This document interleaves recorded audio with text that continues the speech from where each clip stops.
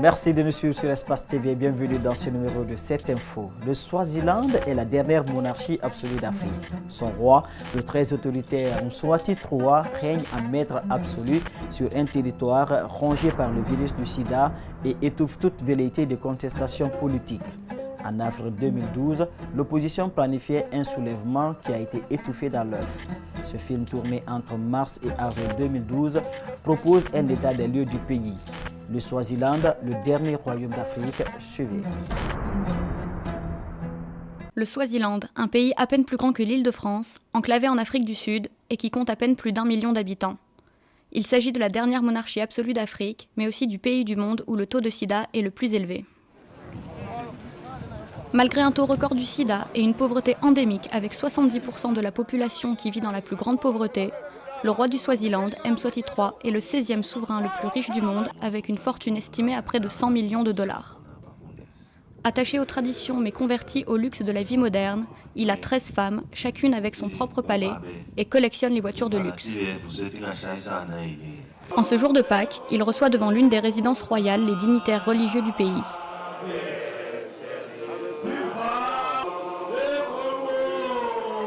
Derrière la palissade en bois, le palais d'Engabezweni, caché au regard et inaccessible à tous. Une BMW sort du palais. Elle fait partie de la dizaine de voitures de la marque allemande que le roi s'est offerte en 2005. Un repas gratuit est servi aux convives, moyen largement utilisé par le monarque pour s'assurer le soutien de la population, en particulier dans les zones rurales où tout manque. Quelques jours plus tard, le roi s'est vu offrir un jet privé pour son anniversaire par un généreux donateur resté anonyme. Une véritable provocation à l'heure où le pays fait face à une crise économique sans précédent. La colère monte chez les Swazis et nombreux sont ceux qui critiquent la mauvaise gouvernance du pays et les délires du roi approuvés par un gouvernement à sa solde.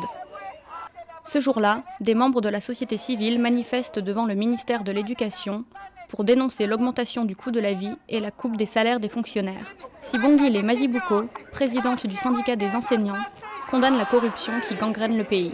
The system of governance, away with it, we do not need it anymore. It has no checks and balances.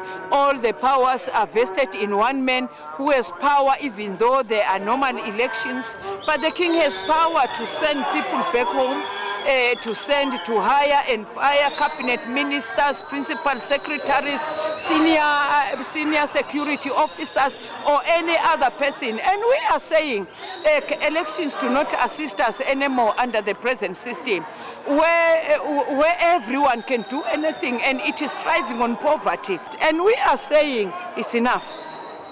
It's enough. The corruption is going ahead. This money has been swallowed by corruption.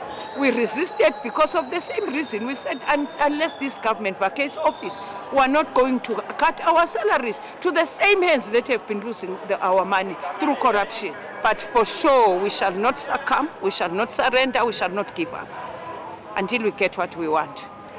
Yes.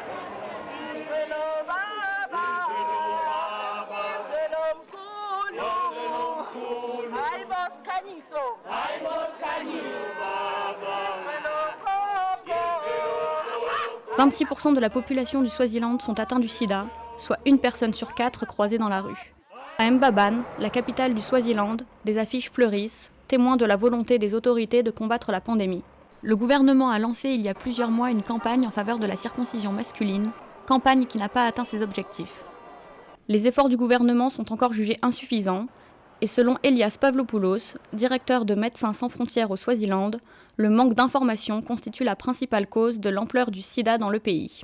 During 90s, when HIV arrived in Europe, let's say beginning of 90s, the European societies live a shock and change their habits and change completely, and all this through big campaigns through the media. Because of the tools that we have in the Northern Hemisphere, it's easier to deal with HIV than in countries that they don't have these tools, than in the countries that They have already weak Ministry of Health before HIV, and with HIV, really, the problem is enormous after that. And this is our obligation. As long as international community failed to deal with the HIV issue in Africa, okay, now we have the obligation to treat them. Kebile Dlamini travaille pour une ONG Swazi, SWAPOL, qui vient en aide aux populations rurales touchées par le VIH. 80% des habitants du pays vivent à la campagne et ont difficilement accès aux soins et aux hôpitaux. Aujourd'hui, elle va visiter la clinique mobile de son association qui parcourt les campagnes pour prodiguer soins et médicaments aux malades. It's the issue of prevention, it's the issue of targeting everybody, it's the issue of improving our health system because our health system is collapsing. We need to strengthen our prevention strategies. The women need to reach a stage where they can decide on their health. You know, they shouldn't rely on men to decide what they need to do. Dans cette campagne du centre du pays, le premier dispensaire est loin et la clinique mobile de SWAPOL, qui vient une fois par mois, est un soulagement pour les patients. La plupart sont atteints du sida et n'ont souvent pas assez à manger.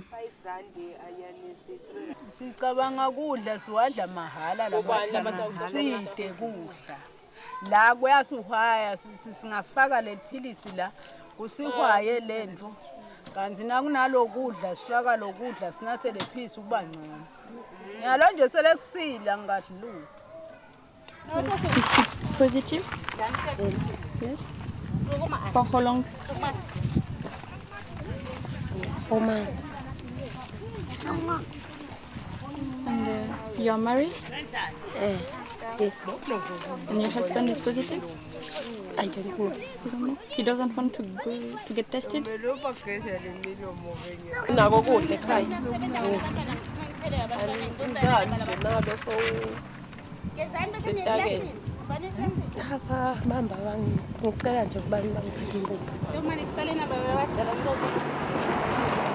Dans ce petit bâtiment qui sert habituellement d'école, l'infirmière ausculte les enfants, presque tous orphelins, leurs parents presque tous décédés du sida.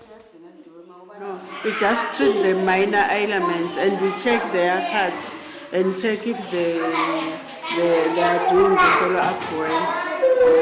We just check. Like when the season is dry, they don't have much food. And then in summer, they are much better. They just live by themselves.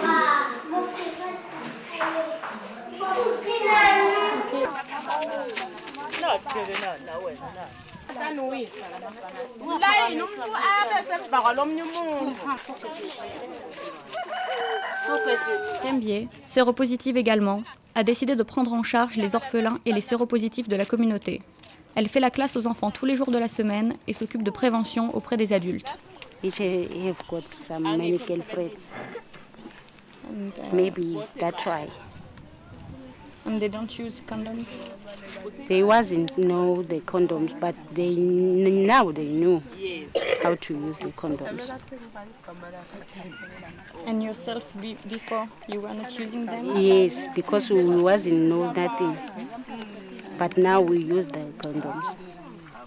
Outre la mauvaise gouvernance, d'autres n'hésitent pas à remettre en cause le fonctionnement politique lui-même et réclament fermement la démocratie, dans un pays où les partis politiques sont interdits et où la liberté d'expression est un leurre. Wandile Dlulu, du Swaziland United Democratic Front, mène ce combat depuis plusieurs années et n'hésite pas à traiter le roi de dictateur. Whether the country becomes a republic tomorrow or continues to be a kingdom is not very important for us. What is very important is that we want multi-party democracy and power will be in the hands of the people. And if the monarchy really presents itself as an impediment towards the multi-party democracy question, then it will have to face the fate, the wrath of the masses. That will not compromise. But as I have already said, for us as multi-party, that becomes very key and we can't compromise that. Maxwell Dlamini et Moussa Ngoubeni ont été les victimes de l'autoritarisme du régime. Leaders de la contestation étudiante réclamant la démocratie, ils ont été emprisonnés pendant près de 10 mois et n'ont été relâchés qu'en février dernier, non sans avoir subi de nombreuses tortures. Late in the evening, where they actually took me into a cell and they kept me without food, without water, and without even any sleeping material. And in this place, they kept me until the following morning when they came back to say they are charging us with the Suppression of Terrorism Act and we are actually going to die in prison. The torture include a plastic suffocation where they had to put a plastic on your neck, suffocating you, and then said if you want to say anything, you must try and raise up your hand and then we will try to remove that plastic.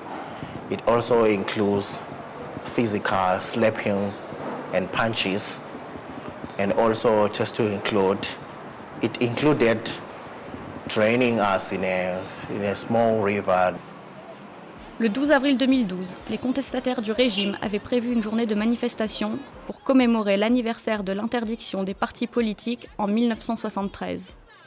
Le gouvernement a inondé les villes de policiers et de militaires, interdit tout rassemblement de plus de 3 personnes dans les rues, les journaux incitaient à la délation, plusieurs arrestations de leaders de l'opposition ont été menées et 2 journalistes sud-africains ont été arrêtés et empêchés de couvrir l'événement. Les manifestations n'ont donc pas eu lieu. Le roi et son gouvernement restent sourds aux demandes de réforme. Mais combien de temps le régime pourra-t-il tenir dans un pays ravagé par le sida et la pauvreté et où la contestation ne fait qu'augmenter ? C'est la fin de ce numéro de cette info. Merci de votre aimable attention. Les programmes continuent sur Espace TV. Regardons mieux.